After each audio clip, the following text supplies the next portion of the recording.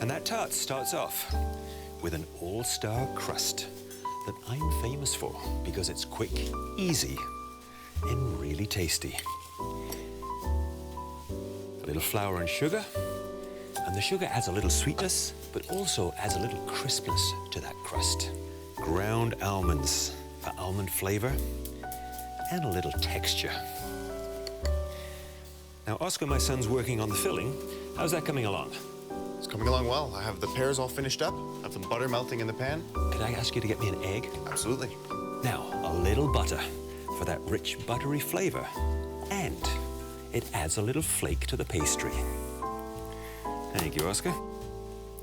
Working the butter in with your fingertips helps make sure that the butter doesn't get too warm, which is quite important.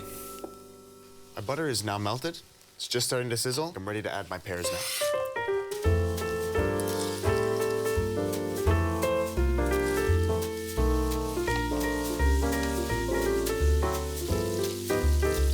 Now that my pears are starting to soften, I'm ready to start adding some more ingredients to start building the layers of flavor for this tart.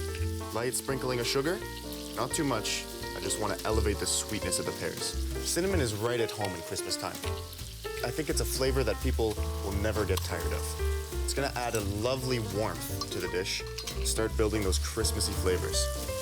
There aren't many spices out there that you can get as easily as ginger in its fresh state, and that'll add a beautiful hint of spice, vibrancy, and freshness to this tart. And don't be afraid to add a lot, because when you cook with fresh ginger, the heat is gonna tone down the spiciness and flavor of the ginger. Make sure it all goes in there.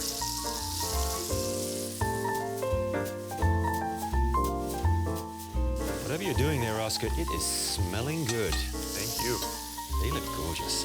I have to say, pear doesn't fall far from the tree, let me tell you. Just gonna add a splash of water just to get the juices flowing. And now all that's left to do is let these cook out so they're nice and soft. How's the crust coming along? It's coming along nicely, thanks for asking. Good. I'm just about done here, adding the liquids, which is nothing more than egg and a good drop of almond extract for that extra added punch of almond flavor. And then simply work the wet liquids into the dry ingredients. Now, to bring the dough finally all together, a light dusting of flour, just tip it out on the board and work it together with your hands. Short working just brings it together so beautifully.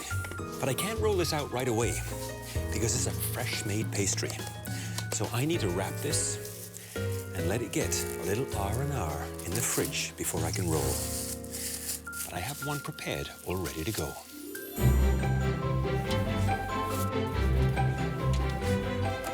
Now my dough that's relaxed is ready to roll out. And that's easily done with a light little flour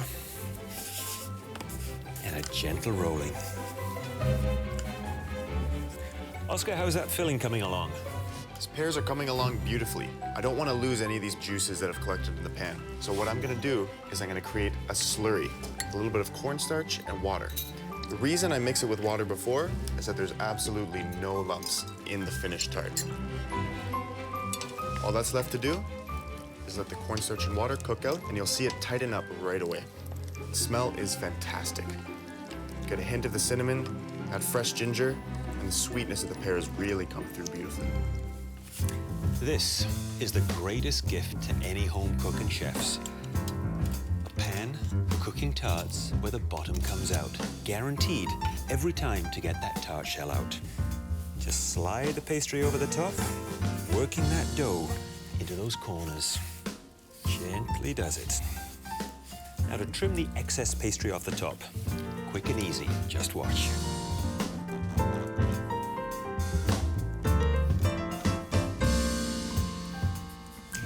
How easy was that? How's that filling coming along, Oscar? It's just about ready to be blitzed up. So I'm gonna go ahead and add it to the food processor. And we're looking for a bit of texture, right? Exactly. Excellent. Smells really good. Come on, you gotta scrape all those bits out. You can't waste any. That's our golden rule. It is. It's our golden rule.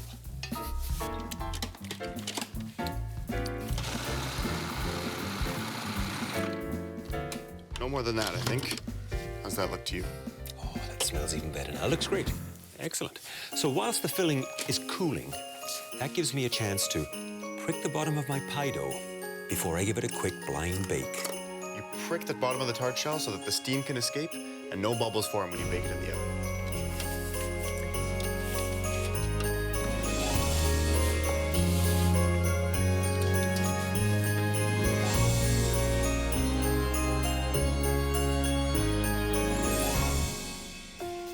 Wouldn't want to leave any behind.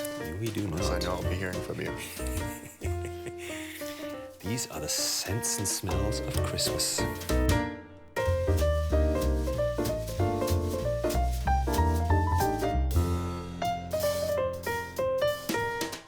I find it helps if you start with the larger pieces and move on to the smaller ones after, right? Absolutely right. That's nice ripe pear. Oh, so good. Looks a little uneven there, Chef. I'm trying. You're keeping an eye on me, are you?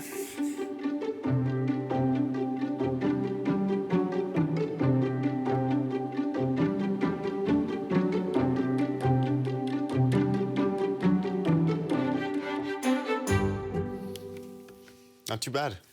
Still got it. A little brush of butter on top. You know, there aren't many things in this world that don't benefit from a good brush of butter. Not only does he look like me, he's starting to sound like me now. And then a little sprinkling of brown sugar. Just to add a touch of sweetness. And the brown sugar is going to give a brulee-like finish to this pear tart.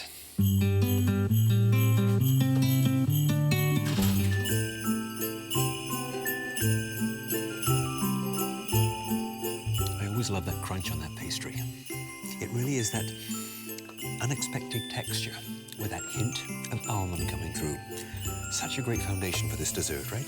The ginger is the perfect thing to finish off such a decadent meal. You know, ginger adds such a vibrancy and lightness to anything that you put it in. And you get a hint of that almond flavor that we put in the crust right at the end. And the cinnamon warms everything up.